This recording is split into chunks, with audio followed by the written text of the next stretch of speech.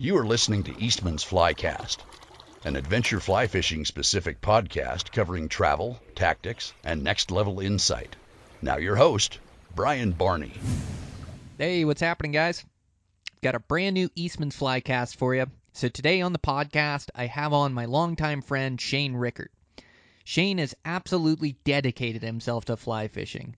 The guy absolutely loves it, travels all over fly fishing, and he's just got some really good insight. He spent the whole summer fishing hard and plans for the fall, and it just made for a fascinating conversation. I'm extremely happy to get him on the podcast and have him share information with all of us. So a great podcast. I really enjoyed it, and I know you guys are going to enjoy it too. I want to thank our sponsor for today's show, Avid Max. Avid Max is an internet fly fishing hub. They have absolutely everything from fly fishing. They have, rods and reels. They've got all the different types of fly lines. Rio's just been killing it with their fly lines lately. I'm loving their streamer lines. Fly boxes, leaders, tippets, nets, wading gear, gear bags. I mean, absolutely everything. Fly tying. They've got watercrafts.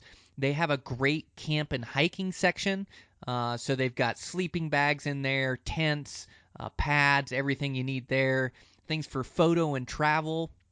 They've got all the dog gear in there, beds and toys, anything for training your dog, great apparel, and then they have this huge clearance section. So we really appreciate their support here at Flycast.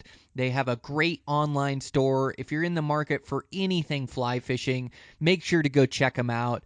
I know I'll be on there. I'm trying to put together a couple fly fishing trips for this off season. Trying to get down to the salt and fish some of the flats, and then also trying to get over to the west coast and fish for steelhead. So I'll be on there picking up a few gear items that'll be necessary for those trips. But they just run an absolutely great store with everything you need. So in the market for anything fly fishing, make sure to check them out. It's at Avid Max. You can also take 10% off if you type in the promo code Eastmans10 at checkout. So thanks to those guys for their support, and thanks to you guys for your support.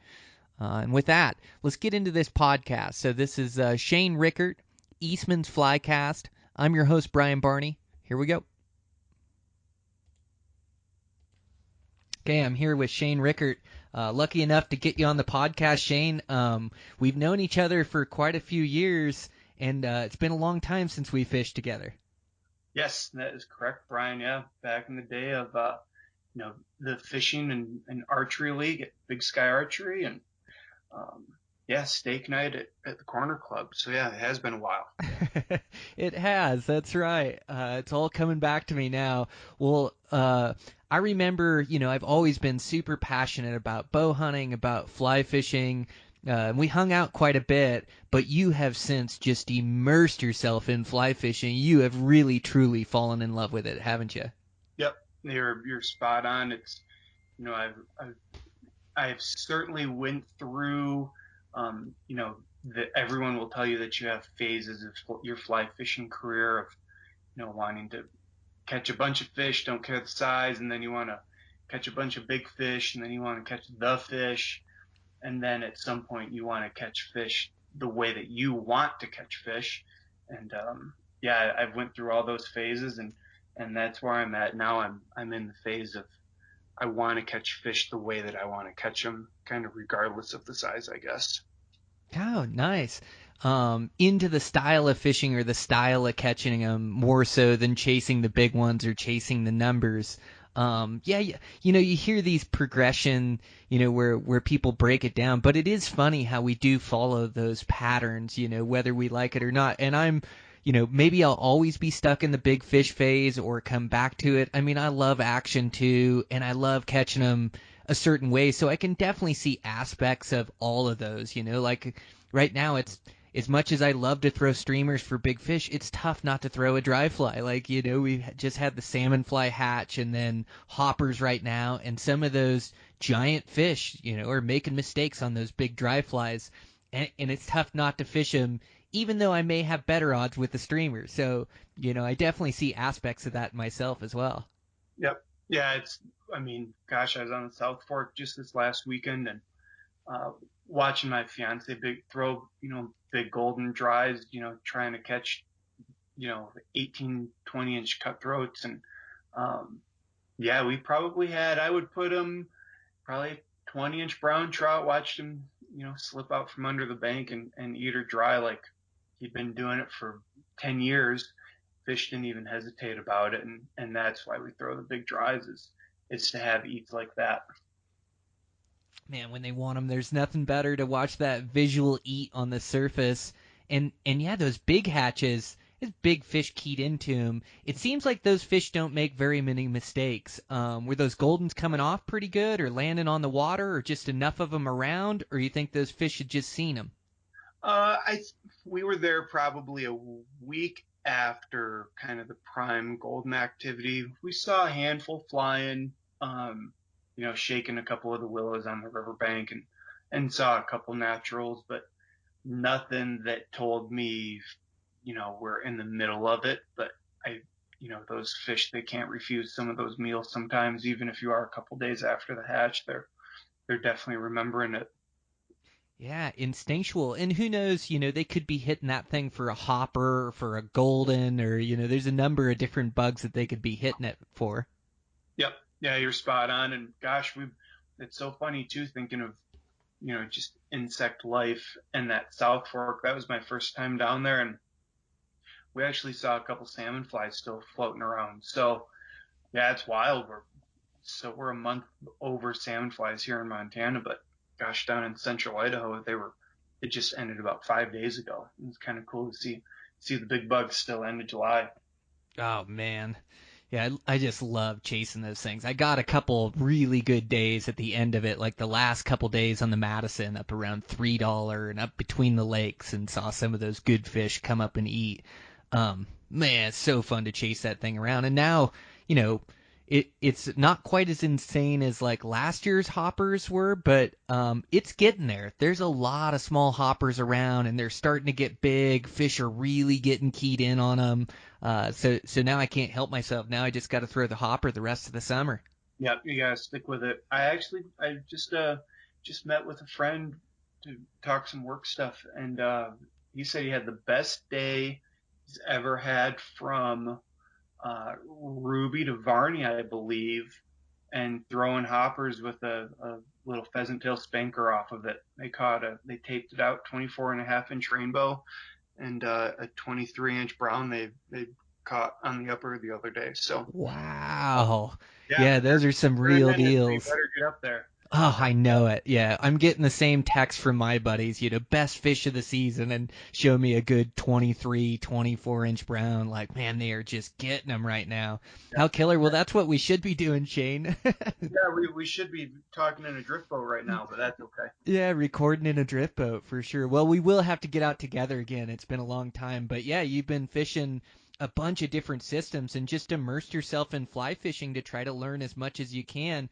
That South Fork sure looks interesting, man. That looks like a big system down there. Yeah, it's I feel very comfortable, rowing, and have been in enough situations that I feel that I'm very safe on the sticks. And for me, going down there, some of those Idaho Falls residents that fish the South Fork a lot, they might not be phased by it, but man, I tell you what, that South Fork was big water. I've spent plenty of time on the lower Yellowstone, and I mean, the Missouri can be big water, I guess, depending on where you are. But yeah, that is the biggest water that I've ever rode, and it was pretty cool, especially once it starts to braid out. And we were hoping for the PMDs down there, but we were probably a couple days early, probably a week early. Would probably should have been there this weekend. So it's it was cool. Check it out. It's always fun to check off that new piece of water, like you were saying, just that new river system, and kind of hone in where I can want to just continue to go back to. Oh, that big water, that can be intimidating. That almost reminds me of like big coastal water, where it's just so big, and like the hydraulics of it are just almost spooky when you see the current and then how small you are on that surface. But yeah, that thing looks like it fishes good. Man, that would be fun to target. Well, and just you know, the bigger the systems, the bigger the fish, and you can catch big fish out of small systems too. But it just those big systems like that, they grow just a size class above, or it seems like they can just get bigger. So that would be one of those rivers that you'd be hunting a 30 at. Yeah, and gosh, it sounds like, the portion of the South Fork that kind of flows, through Idaho Falls. It gets a little bit lower, a little bit warmer water temps. It sounds like that stuff is a full blown. It's a game of inches down there. That, yeah, that 28 to 32-inch brown trout. It's a very real possibility that it's going to happen down in that lower river. And I mean, gosh, I mean, yeah, Jasmine hooked up on a brown that I would say he was 20 for sure. And, who knows if we would have gotten him in the net, he could have been even bigger. But, yeah, they're there, which makes it even that much more fun. Yes, absolutely. So you guys were trying to time a hatch down there, or just a touch early on one, you were saying? Yeah. So one of the really big things that, the South Fork is known for, and we can get into this comment, a little bit later, but I'm really enjoying fishing these new rivers with these hatches that they're so well known for. And the South Fork, everyone talks about the incredible riffle fishing with PMDs that you get. Um, so I was really hoping to, you park up on a riffling, I guess, and it's just like the Henry's Fork with the green drakes of, park in a spot and you just kind of wait. You mark your territory from all the other boats, and you just kind of sit there and wait and hope that that hatch starts when they claim that it will. Um, and of course, it never fails. It didn't happen for us. We saw a handful of PMDs, and uh, I picked up two little cutties that were sipping PMD spinners in a riffle, but not the massive, explosion of PMDs that we've heard about. So It's so fun trying to hit those magic days, and we're the eternal optimists where you always think today's going to be the day, even if you're a touch late on it, even if you're a touch early on it, and you believe, or at least I believe, because I've seen the payoff. I've seen those days where they do go off, and you are at the right place at the right time, and every fish in that river is looking for them, and there's nothing like it. And so yeah, that's what you're always trying to hit and trying to find on these streams. So just like you were talking about the Henry's Fork and the Green Drakes, and it's wild the way you talked about setting up, because they almost set up, or when you set up fishing for them, like you can do the standard rolling down the bank line and you're looking for fish and hunting for heads, but where the action really seems to happen is that water that you're talking about, like almost down at the tail out of the run where it gets deep. And it's all kind of riffle water moving. It's not quite frog water, and it seems like all over through this flat of 2 to 4 feet of depth. All of a sudden these fish will start rising, and you start to get a pattern of them, and the bugs are coming off, the fish are eating them, and then you're really hunting those fish that are coming up and looking for bigger fish. Am I describing that accurately, like what you were looking for on the South Fork? yeah, you're spot on. How it had been described to me was, you know, being able to find that 18 to 20-inch cutthroat that's, eating PMD duns off the surface in a riffle, and, being able to target that fish, and, you know, and they cutthroats willingly and love to eat PMDs. It's not like those dumb Henry's Fork fish that won't eat a PMD if their life depends on it. Some days, but that's what I was really hoping for, was to be able to target some noses in the middle of those riffles. And I suppose, it wasn't a bust. I was able to target some of those noses that were in the riffles, but they happen to be 12-inch cutthroats, not 20-inch cutthroats. But it's regardless, kind of what we were saying. I love to catch fish now that are rising properly. They're sticking their nose out of the surface. They're not making the little fish splashy rises. So it was all in good fun for sure. Oh, good for you. It's so much of it is just putting our time on these systems. It seems like, these systems that I fish, and I've tried to be better. We live in one of the best places. Southwest Montana is pretty great for fly fishing, but it's also, I'll get stuck in my routines. And Madison is fishing hopper so good, and you just mentioned, your good buddy that caught a 24 and a 23 the other day in a standard float fishing a hopper. So it's tough not to want to fish that every free day I have, but I think the key is just mixing and matching, like going back to your old spots, but trying to time those spots, right with the hatch or with the conditions or with the overcast and go, yeah, today's the day for, fishing. I think it's going to be pretty good there. I'm going to go to my home water. And then other days being able to venture out and go, I'm just going to go explore and see what happens. I fished a new system last week, and it sounds like I should have been on the Madison.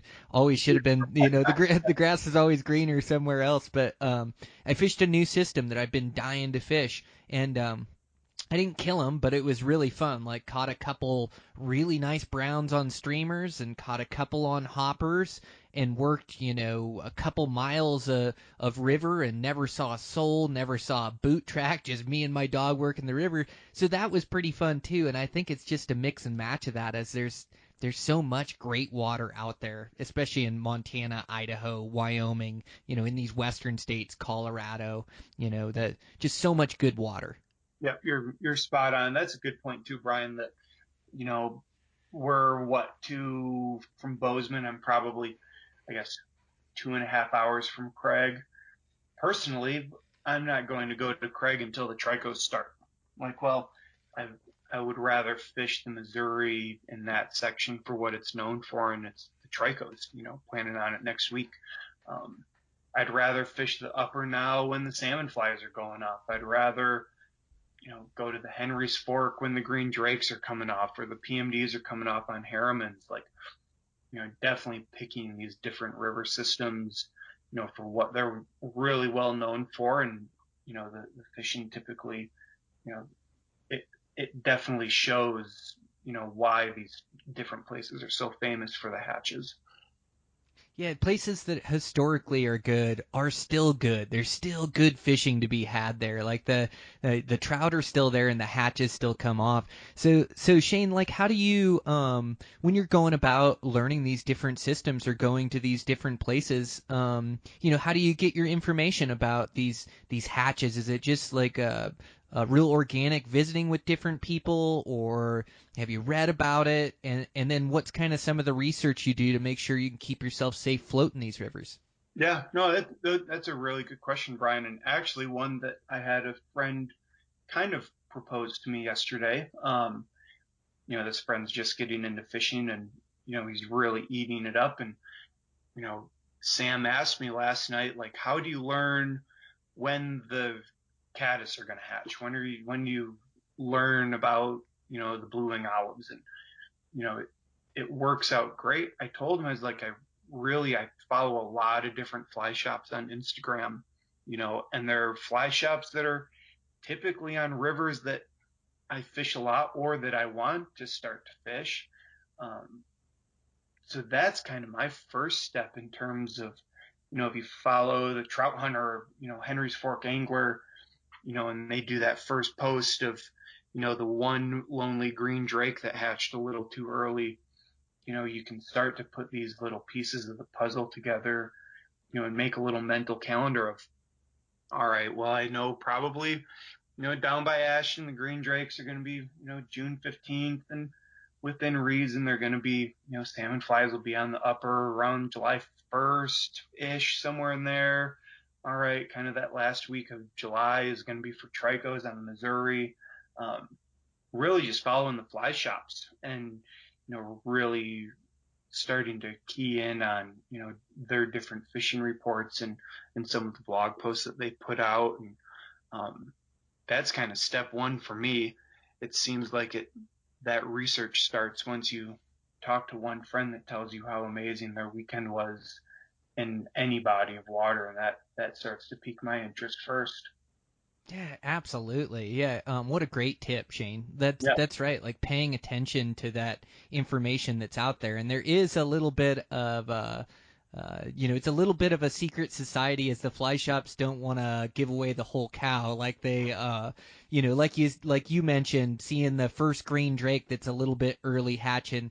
The some of the posts tend to be about a week late or so, or a little bit late, or a little bit secretive. But if you're looking for the right signs, you can start to decipher what's really going on there. Once you start to see some big fish, and even, I follow so many Madison guys, but even like your buddy last weekend, like I just start to see all my buddies are starting to catch really good fish, on the Madison. It's like, oh man, those hoppers must be turning on. So you're right. There's clues that come into how the fishing is, and you get to learn these systems, and even the systems that I'm familiar with and I know the timing of, the exact timing is still a little bit of a gamble every time, even though that I know that salmon flies come off on the big hole on these dates. Like the weather can be different. They can be in a different part of the river or different stretch, and so like it's always good too to like give yourself an hour or two of cruising around that river system you're gonna fish.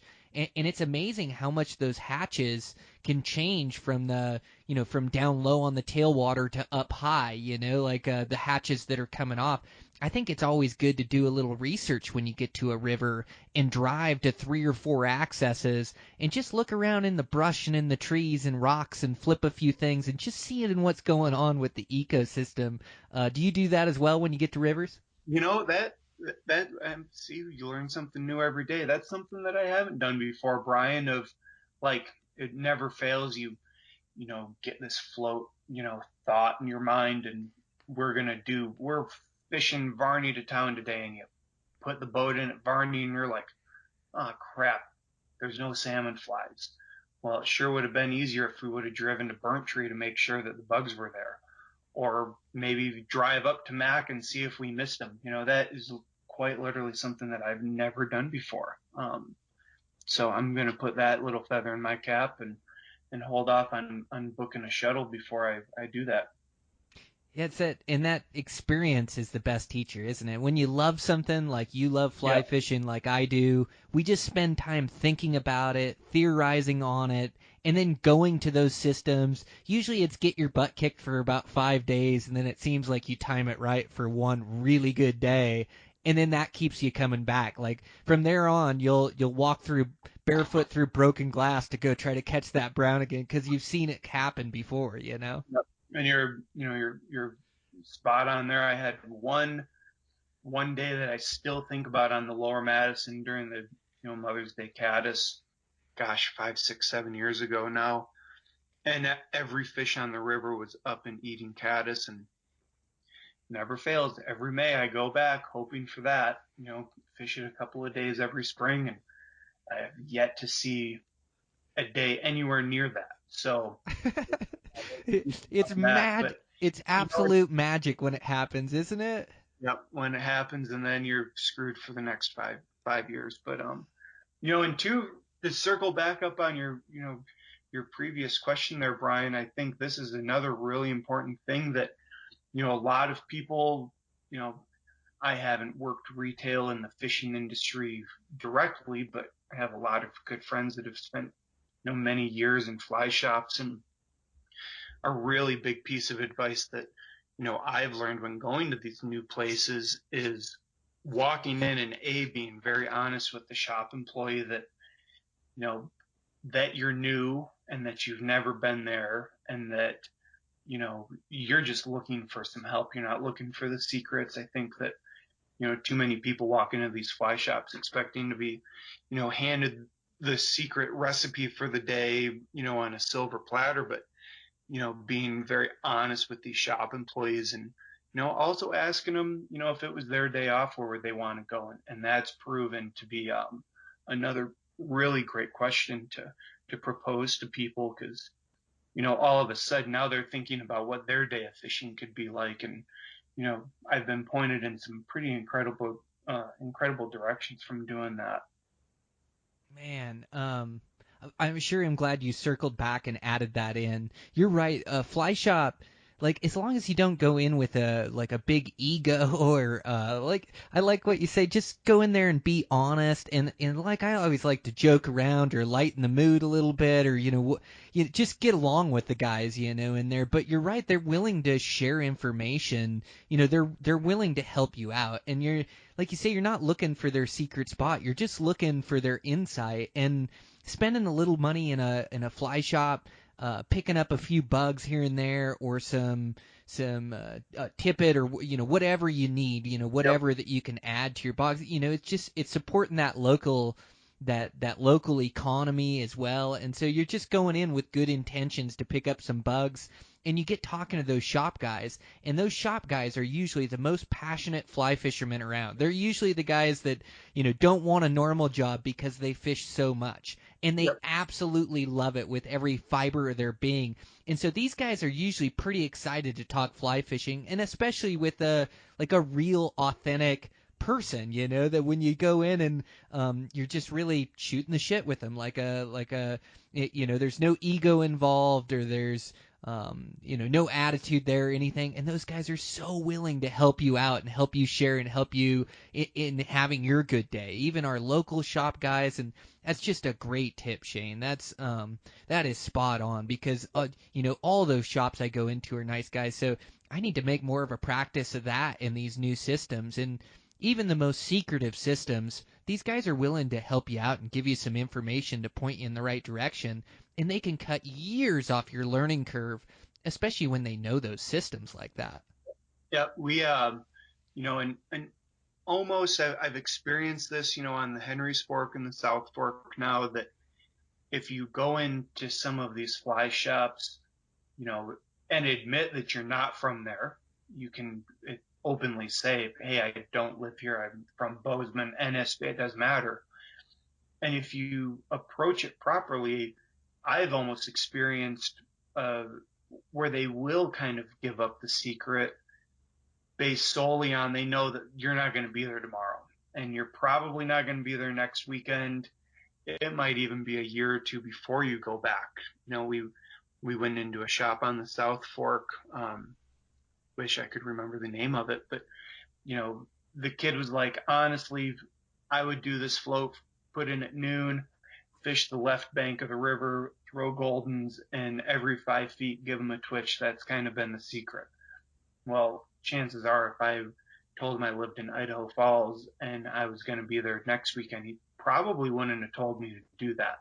Um, it never fails. It didn't work. We didn't catch any fish doing that, but he's at least open to provide some insider fishing tips, fishing knowledge on that river.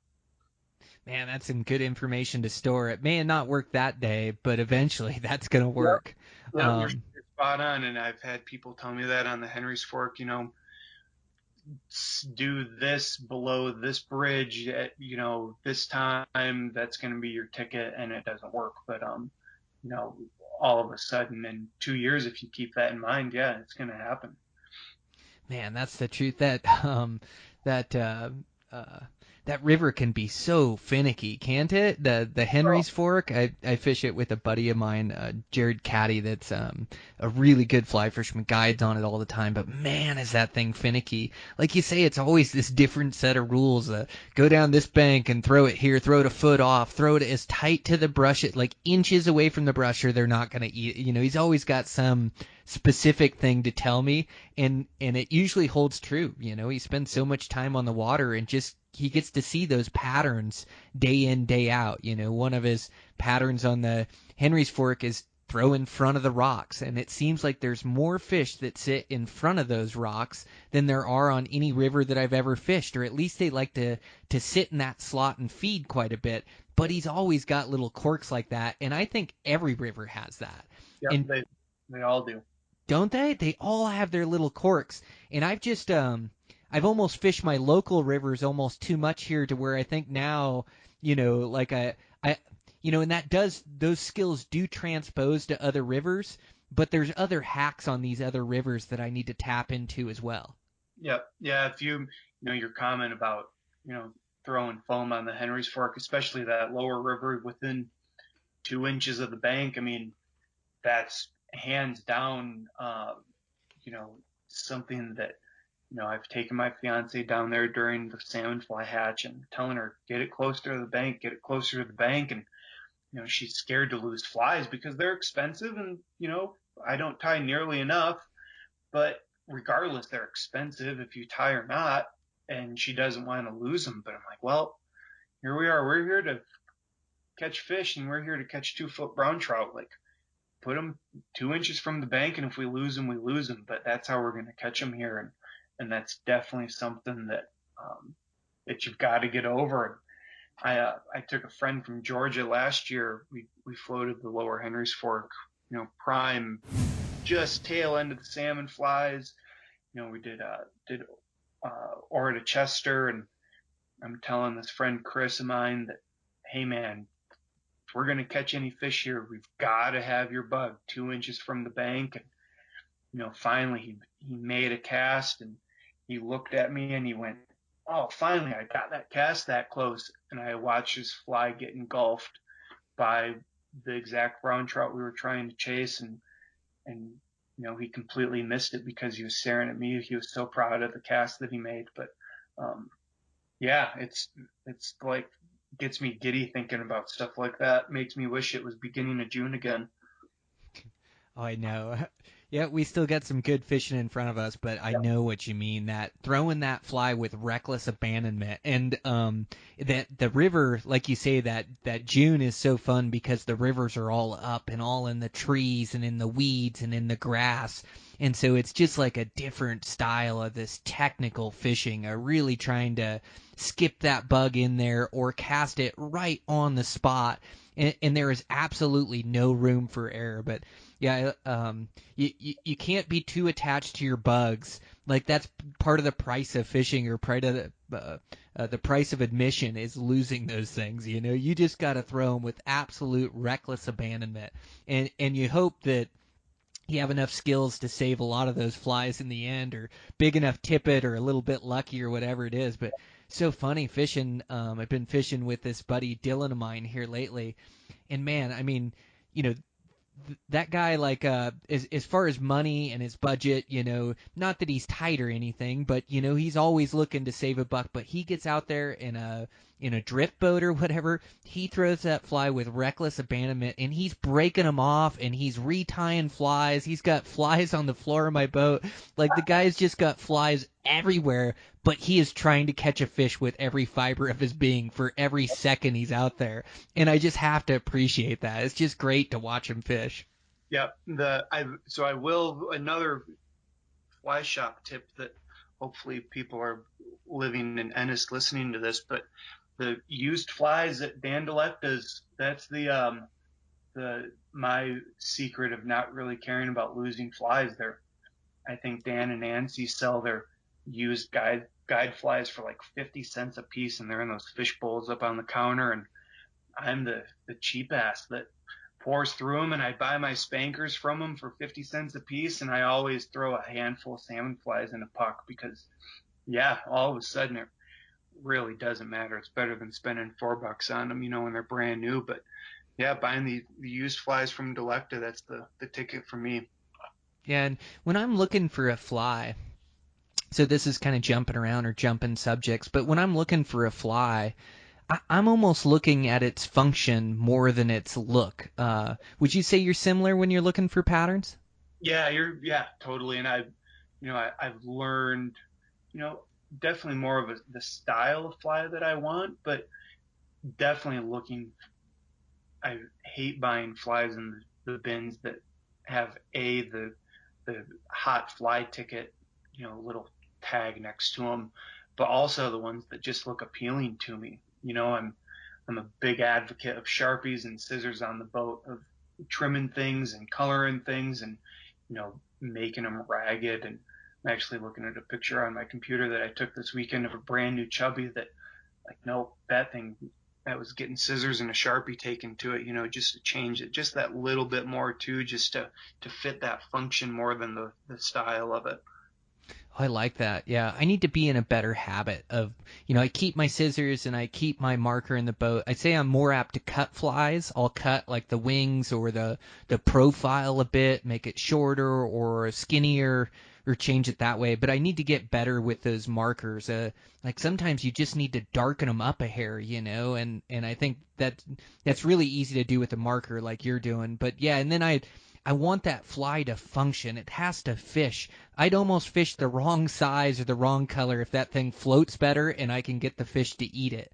So when I'm searching for my flies, I'm always looking for like flies that are going to float really good. Looking for, I'm always looking for the right silhouette, trying to hold that fly up to the sky and try to see what the fish are going to see, that profile coming down. And then it's, like with those salmon flies, it can be weird too, as you know.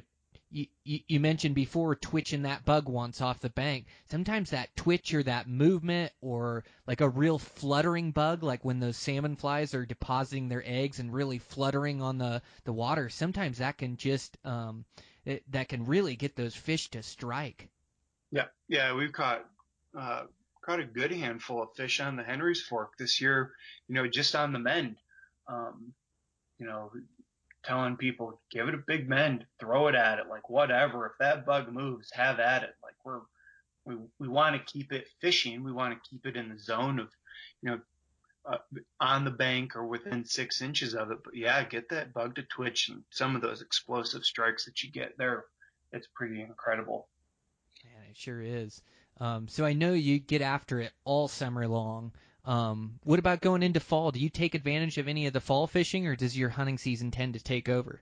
I've got a good feeling, Brian, that, this fall it's probably going to be a little more fishing focused. I say that based on just I've, the last couple of years I've spent a pile of time on the water, and this year more so than ever. Gosh, it seems like I'm fishing harder this summer than I have in 5 years, and that's solely to do with, how much fun my fiance Jasmine's having with it. But um, yeah, I see myself rolling right into the fall, and I mean, we're not giving away any secrets, but that upper Madison, gosh, in the fall, it can be life changing up there. Yeah, it sure can. A lot of different systems. God, that fall is such a great time. A lot of times my hunting season takes over, but I'm going to try to be diligent this year to at least be trying to fish like a day a week somewhere, or a free afternoon or a couple free afternoons, and just make sure that I experience some of that fall fishing and then into the winter fishing. Like I love taking advantage. Like it sure is a local season around here. Once it gets to fall, winter, and spring, we don't have the crowds on the river as much, and it's when a lot of those big fish make mistakes too, so it's such a fun season to fish. But I really look to get out this fall. I've just fallen in love with streamer fishing, but really like in-depth streamer fishing, like really finding and targeting these biggest runs of the river and then swinging them efficiently or stripping them efficiently to where I'm getting strikes that are really tough to get out of a boat, I'm really looking forward to trying to use some of that knowledge this fall and trying to hunt some of those big fish in these systems that I know exist in them. Yeah, no, they exist, and it's good that you're swinging them. Gosh, I was on a big two-hand kick there for a couple of years, and unfortunately, I fell out of it mainly because I wasn't using, the proper equipment. I was kind of hodgepodging lines and running lines and shooting heads, and then hodgepodging that onto switch rods, and it just wasn't an efficient way to fish. I guess I was definitely working way harder than I should have been. And yeah, I was just having a conversation with a good friend of mine the other day about, wanting to get back into that swing fishing this year because, gosh, it can be same thing. It can be life changing. I've had some pretty incredible days on it. Man, that's exactly it. Yeah, and once you can dial it in, to find the right lines that are fishing effectively and to find the right swing and then to believe in it and know it's working, gosh, there's nothing more effective in these big systems where you can really reach, this type of water that nobody can really fish effectively, swinging giant runs where guys can't get their flies down, but you swinging it, with the right head can get down there and swing it, take 2 steps, swing it again, and swing a whole 100-foot section, and right along that, I'll swing it and throw it out there.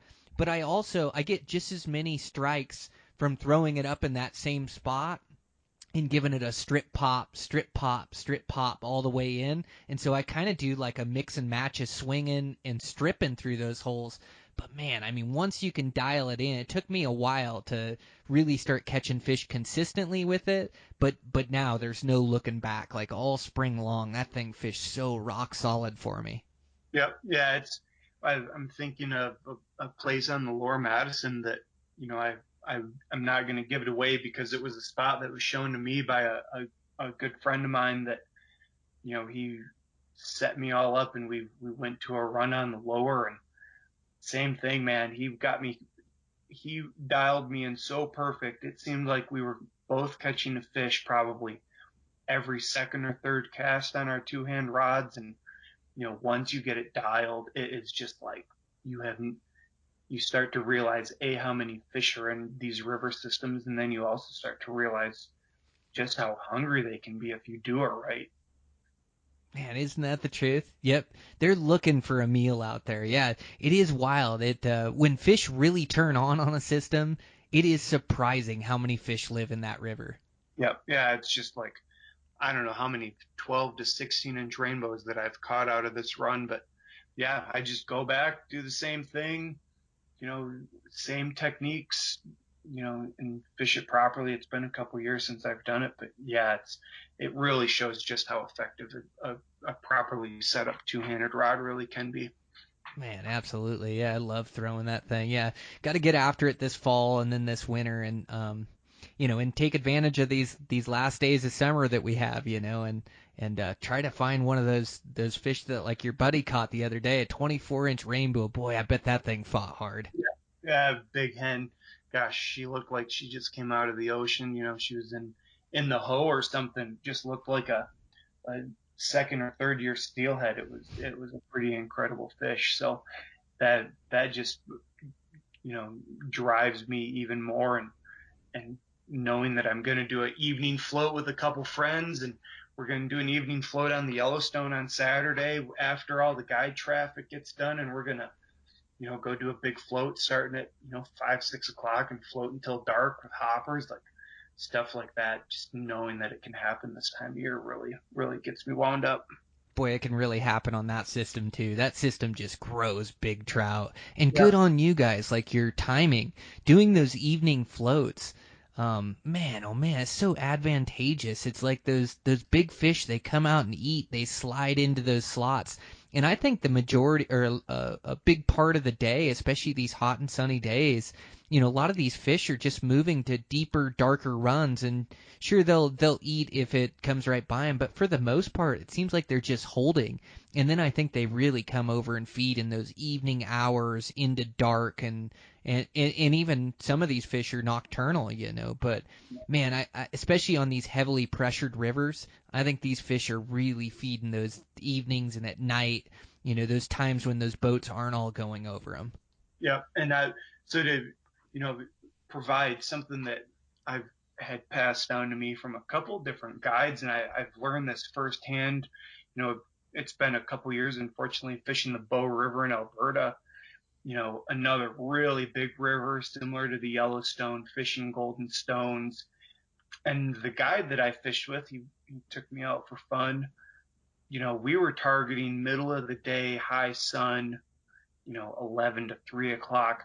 We were, believe it or not, we were fishing the inside seams of the riffles in 6 to 12 inches of water. And I mean, catching 18 to 22-inch rainbows, and we lost a couple big browns. And, picking his brain about that, when we get these big high sun days, according to him, these fish, they need the extra calories to survive. And what they'll end up doing is, you know, this isn't for every riffle and it's not for every river and every day, but these big fish will actually slide up out of that big tail out of those big pools at the bottom, and they'll risk being caught or, you know, they'll expose themselves to put themselves into a feeding lane to get some food and to get some calories to sustain for the rest of the day.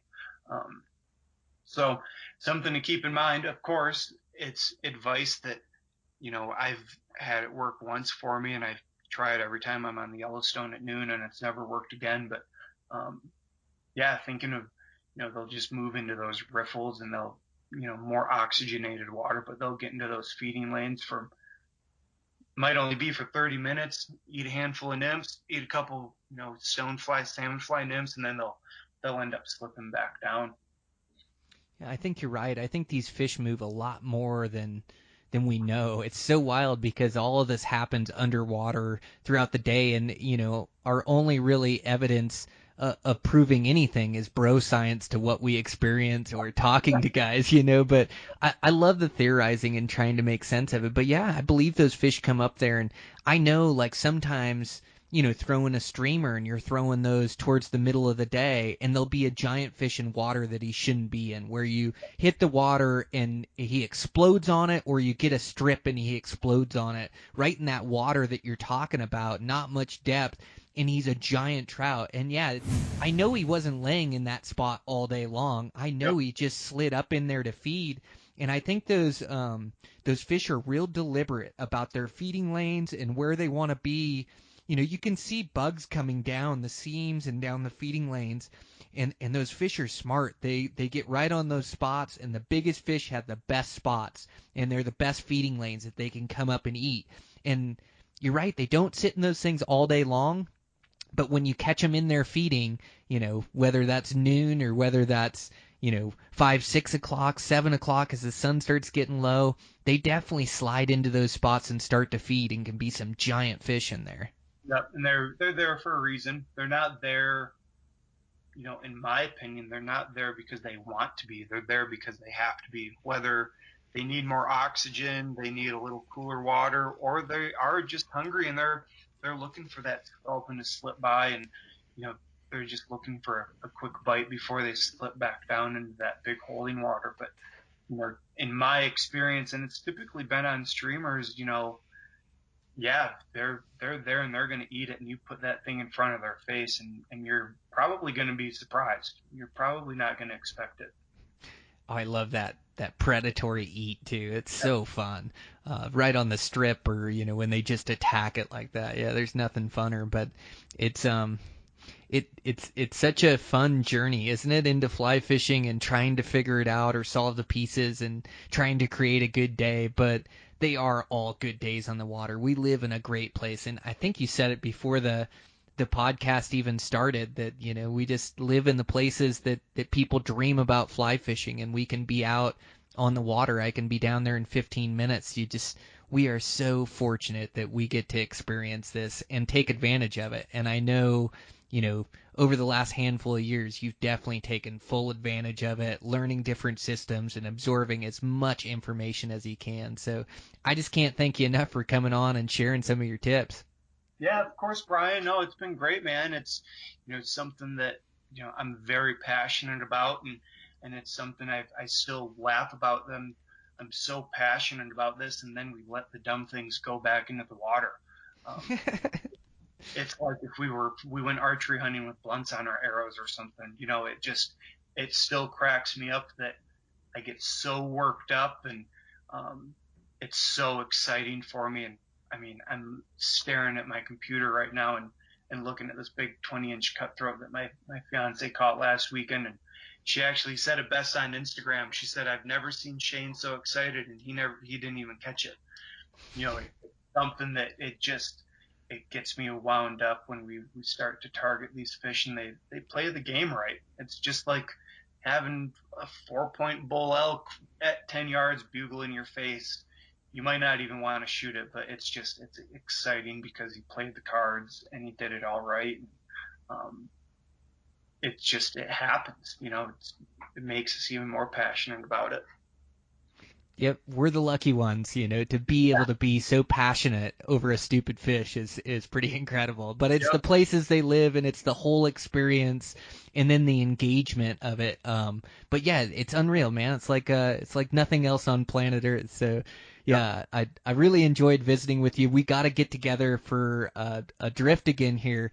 And wasn't it? Did the last time I see you, did I give you a shuttle? You did. Yeah, my shuttle on the upper Connie didn't run it. That's Well, what. That's right. I remember now. Okay. I had to I ramp and the truck wasn't there. I've been an emergency shuttle for a handful of guys, and I don't mind a bit. There's nothing worse than being stranded. But I was trying to remember the last time we were together, but that was it, an emergency shuttle. But this time we got to get out and go float that river, especially as it's so hot right now. So I'll shoot you a text and hit you up. But I just appreciate you coming on. Yeah, of course, Brian. No, that was great, man. It was good to catch up. And yeah, looking forward to doing it again with you, okay? All right, talk soon. All right, bye-bye. All right, guys, that's a wrap. Fun conversation with Shane. He is living his best life. Lives not too far away from me in Bozeman, Montana, and the guy is just constantly fishing. Loves to bird hunt and big game hunt as well. So just great to get him on the podcast and have him share his insight. Man, I've been swamped here. It's the middle of hunting season, which is my big season. Been going really hard. Had a bunch of great adventures. I had intentions of trying to fish throughout the fall on free days, and I haven't got that many days out. But now that the bulk of my season is done, I'm back to it, thinking about giant brown trout. There's a bunch of rivers around me I want to hit here. One river where it's feasible to catch a 10-pound brown. So I've got some day fishing planned there, also a weekend trip, and then trying to plan some more of this adventure fishing. I'm going to try to get to the salt and chase some bones, and I'm not sure exactly where I'm going to end up, but that sight fishing in that Caribbean sounds pretty appealing to get out of the Montana winter and head down there and soak in some sunshine and throw to some big fish. So excited to do that. Trying to put together a steelhead trip. I just love the West Coast. It's not quite soaking in the sun. It's more like 35 degrees and raining all the time. But these giant bright steelhead that run up those rivers there, so excited to get out there and chase those things around. So yeah, gearing up for a good fly fishing season, and also that the fall around here, the streamer bite with some of those big browns is just incredible. So I need to get out and start hitting it hard here. But psyched to get back to it. It's like I say, it's been a busy season here, but there's nothing that is more fun than being on the river, chasing trout, immersed in it. So excited to get back after it here. Excited to get back after the podcast, get some new guests on, some new blood. And yeah, if you think you'd be a good guest and want to be on Eastman's Flycast, shoot me a message on IG. I'd love to have you on. I'm looking for new guests and interesting conversations. And so, yeah, if you're interested, shoot me a line. And with that, I want to thank our sponsor. So proud and happy to have a sponsor on the podcast of Avid Max. Internet. They run a great internet site with absolutely everything fly fishing. So if you guys are in the market for any fly fishing gear, make sure to check them out, Avid Max. You can also receive 10% off on checkout by entering Eastmans 10 in the promo code at Avid Max.